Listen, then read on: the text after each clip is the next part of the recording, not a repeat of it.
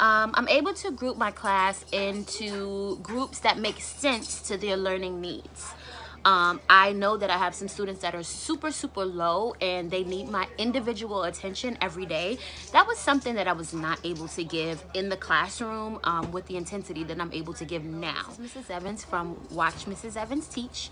You can find me on Instagram at Watch Mrs. Evans Teach, or you can find us on my website at www.pinkpearlscurls. In the back, I have 2 children.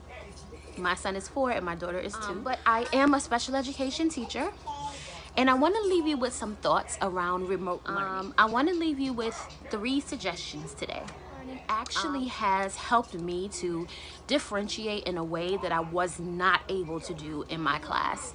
I'm able to scaffold up and down for my students, and I'm able to meet them where they are, and I'm able to group my class into different groups. Pulling small groups, and I did have a small group every day, but one-on-one work leads to so much more growth than a small group.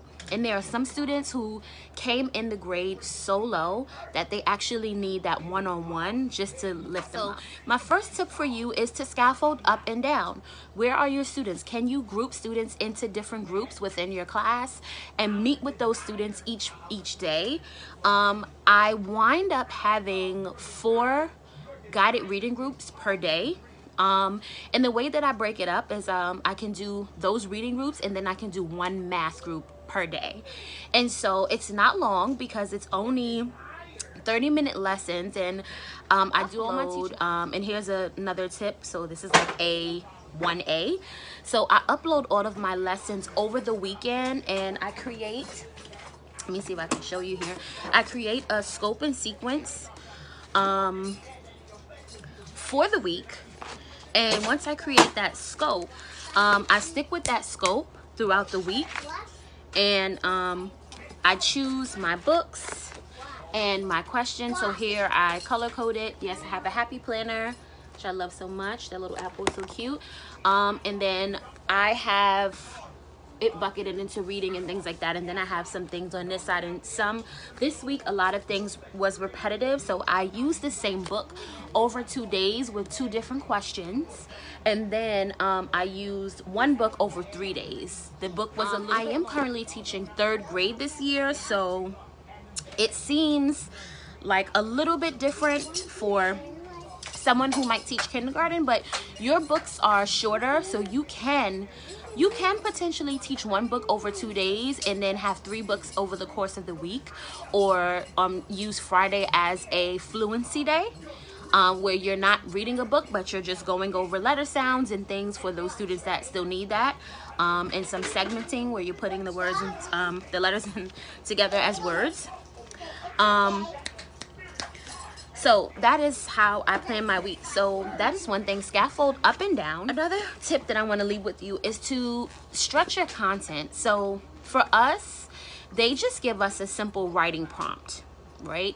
I found that my students, because of the way that I taught them over the year, we were able to go through all of the genres while we were in school, and so they have the background knowledge of the genre. I just had to sort of kind of like guide them into the right direction online. So what I did this week is I used all of the writing prompts so that they can't say that I'm not out of order or not working within the unit that we have created together. Zion.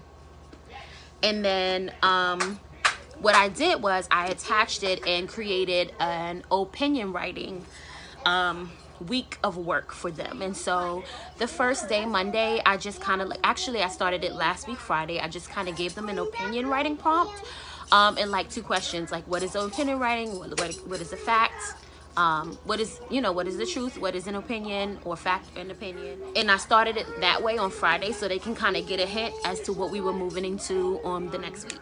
So I gave them a hint on Friday, and then Monday through Friday we went over opinion writing. And what I did with that is I gave them prompts every day, and I blasted them with feedback.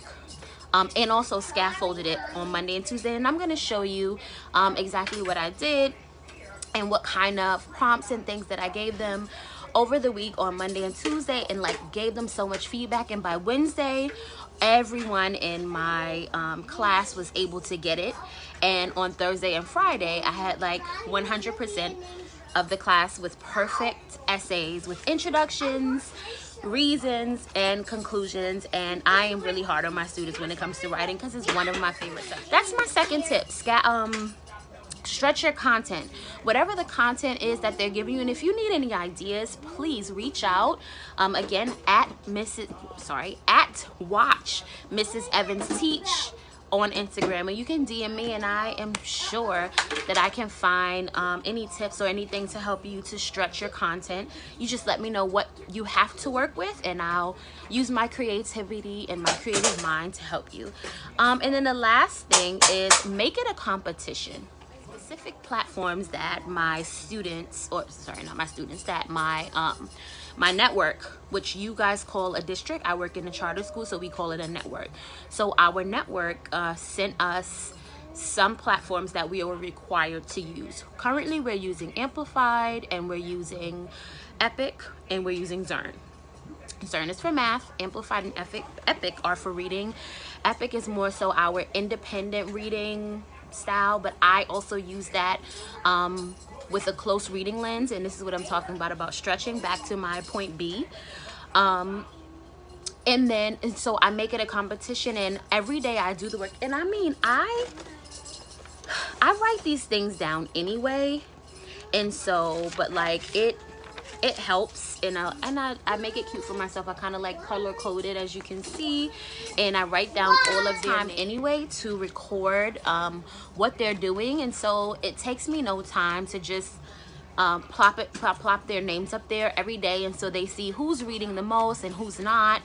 And on those days, and sometimes I do extra shout outs and do extra things to get them really excited about, you know, learning and reading and finishing their work. Sometimes I have to go the extra mile, and if they see me being extra, then they'll be extra. And then when I get on Zoom with them, I remind them, this is what I need you to do. And because we have built a relationship, and I have a great relationship with my parents, if anything is not done, I definitely reach out to my parents, but I first reach out to the kids. If I see it starting to lag, maybe over a day or two, then that's when I reach out to the parents. But mostly I reach out to the kids, and they know my expectation from me building that relationship while we were in school. Mrs. Evans don't play. So they sort of meet the mark. And those are my 3 tips for you today.